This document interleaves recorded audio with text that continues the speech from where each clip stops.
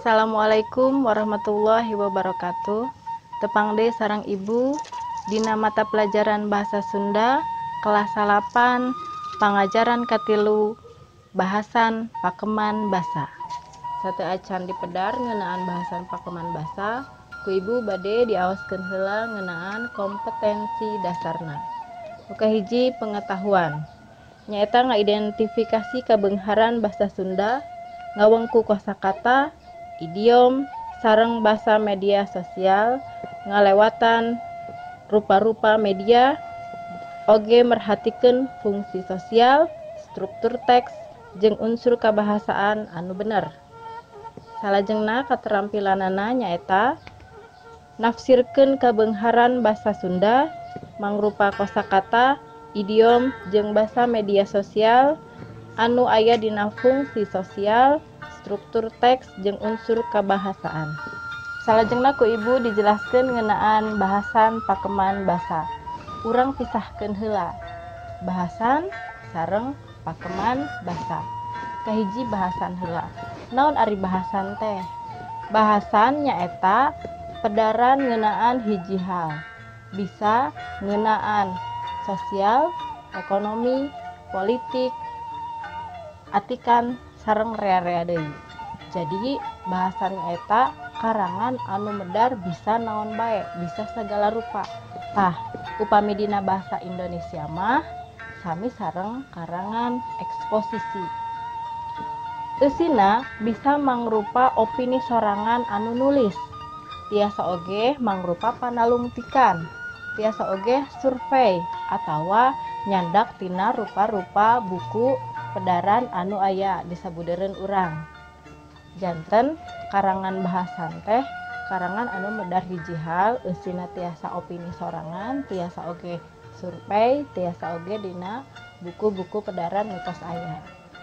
Tah, ku urang atawa dina pangajaran ieu leuwih dirakeutkeun heula ngeunaan bahasan pakeman basa. Janten teu luas deui nya. Ayeuna ku ibu dijelaskeun ngeunaan pakeman basa.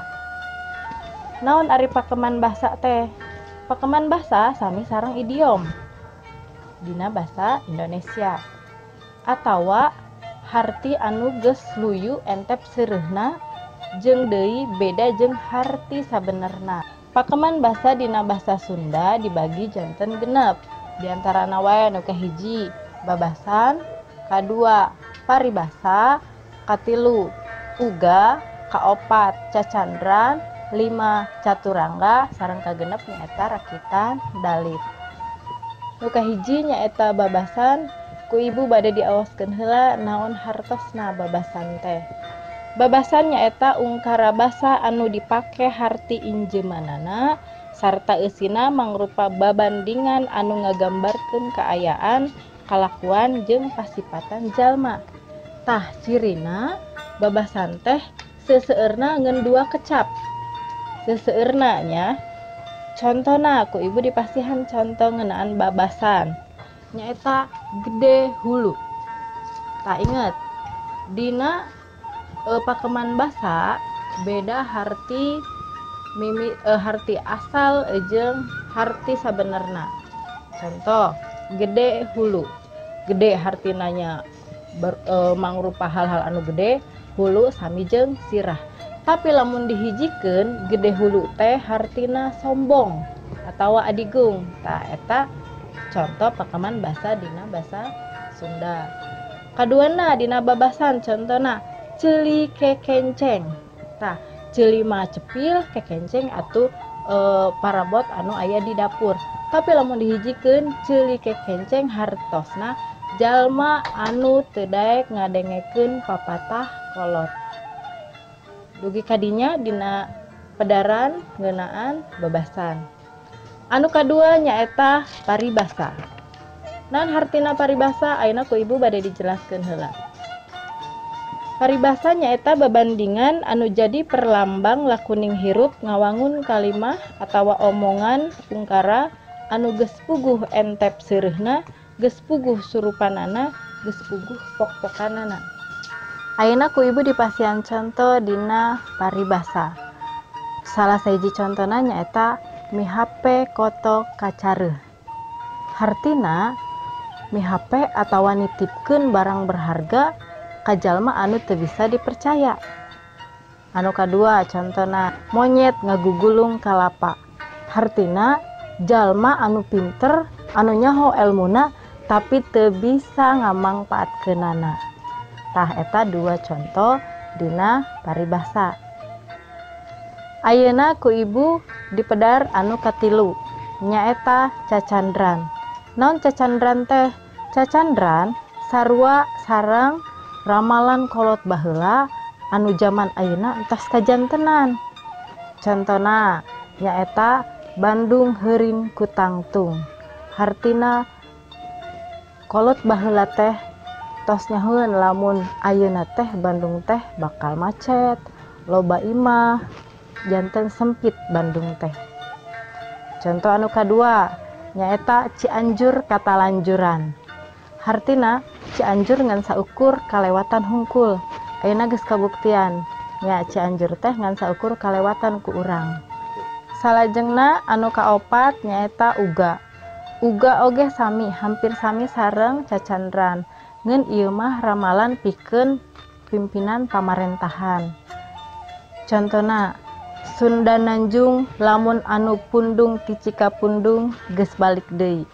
Hartina urang Sunda bakal dijaya, bakal maju lamun anu pundung ti Cikapundung geus balik deui. Lamun anu berangkat atawa miyos ka walungan Cikapundung geus balik deui nya.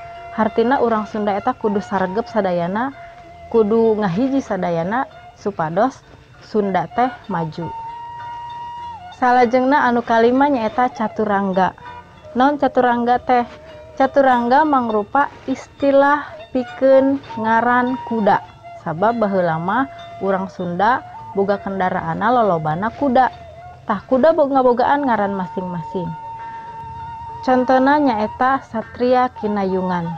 Nu kumaha kuda Satria Kinayungan teh? Nyaeta watek kuda anu hade. Ceunah mah watek kuda Satria Kinayungan teh bisa mawa kamuliaan kanu bogana. Nu kadua nyaeta Sekar Panggung. Watek kuda Sekar Panggung sami hade. Ceunah bisa mawa kabagjaan pikeun anu bogana.